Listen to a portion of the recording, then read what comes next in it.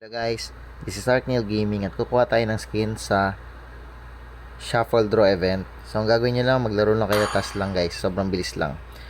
4 matches a day para mas marami kayo makuha ang Shuffle Draw voucher.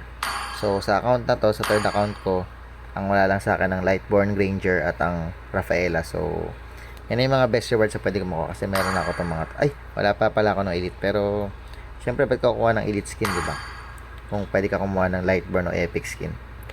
So, depende na sa inyo guys. Pero, dahil mas mahal ang Lightborn Granger, yan ang kukunin natin. Select na natin to guys. Override na natin yan. At i-claim na natin yan. May warning tayo guys na once you claim the reward, hindi ka na pwede kumuha ng ibang reward. So, make sure na ito yung final na decision nyo guys na kukunin. Okay?